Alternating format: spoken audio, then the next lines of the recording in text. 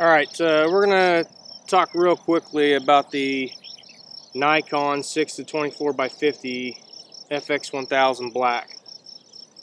You probably already watched the video on the tracking, and we're out here just doing some optics testing.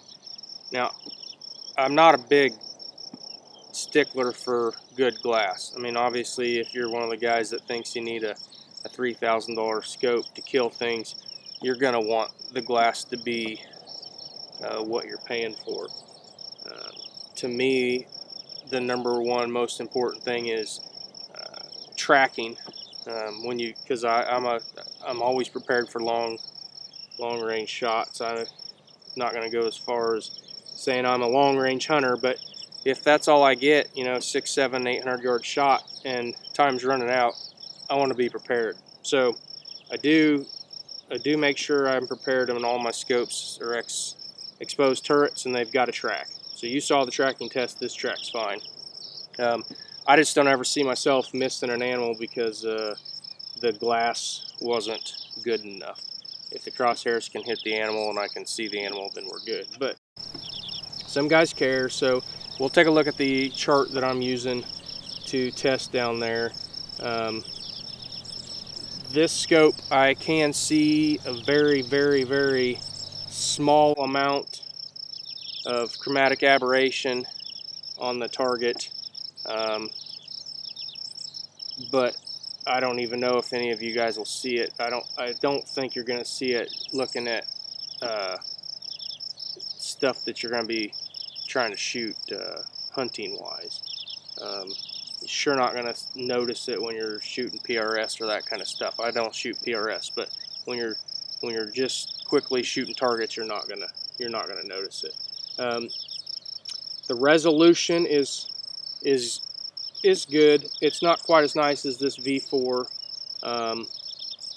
from Zeiss, and we'll talk about that in a different video. But just as a comparison here, it's not quite as good. The clarity's not quite as good. The resolution is not quite as good. But we're splitting hairs, and unless you're sitting here staring at an optics chart with them side by side, you're not going to notice. They can resolve the same letter, but it's more clear on this one, on the Zeiss. The Zeiss doesn't have any chromatic aberration,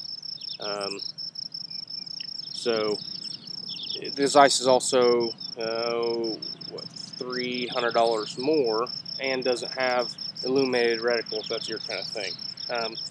But there we go. We'll go down and look at the chart. I think this is everything I would expect out of an $800 scope as far as clarity, and I think most guys are going to be happy, and unless you've had Zeiss glass or Swarovski glass, you're not going to notice. Just to know where I'm coming from on the turrets, the turrets are very audible. You can hear them, you can feel them, but I'm not a fan of them. And the best way I can describe it is the detent is very shallow for them. So when you're turning them fast, and you could get in a hunting situation where you had a real short shot window and you needed to get it dialed and get the shot off, there's a good chance that you would miss the exact click. I mean, realistically, you're only going to be off a click or two, but that could cause you to miss.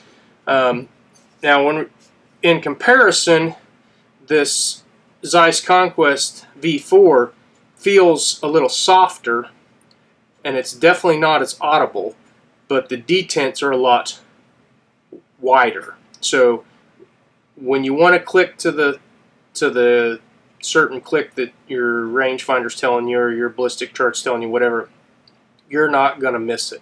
You're going to go right to it. And I don't think it's going to accidentally turn, but to me, it's just a nicer turret. Now, when you're sitting there playing with these, if you played with both of these scopes side by side in the store, you might think initially that this one's better because you can hear it, and it just feels more clicky. There's not really a better way for me to describe it. This Zeiss has deeper, wider detents to me, and it just is going to make it less likely for you to get into the wrong click. Having said that, we're going to wrap this up, spending a little more time with it. The turrets are a turnoff for me. I think there are better scopes for me, so I'm probably not going to run this on a hunting rifle this fall. So any durability or long-term testing is not going to happen. It's held up nicely. It still clicks fine. The reliability and the tracking testing is good. Like earlier, we talked about the glass and where it ranks. Now, having said that, the Zeiss is, like I said, $400, $300 more expensive. I do think that if you're looking for an exposed turret scope that you're going to be dialing with a lot for under $800, the Nikon FX1000 is going to be your best option. But I really don't think there's another scope that compares when you put everything together for me. In my opinion, it is better than the Athlon in that price range. The Cytrons, it's better. Now, Cytron did come out with a zero stop on their brand new scopes, but I still prefer this reticle over that, which, I love the Cytrons, but the reticle's outdated. I don't like the 2 MOA reticle. This is a better reticle in my opinion. So, there you go. I appreciate you taking the time to watch. Like the videos, subscribe to my channel. If you've got any comments or questions, leave those down below, and I'll try to get them as quickly as possible. Thanks for watching. Have a great day.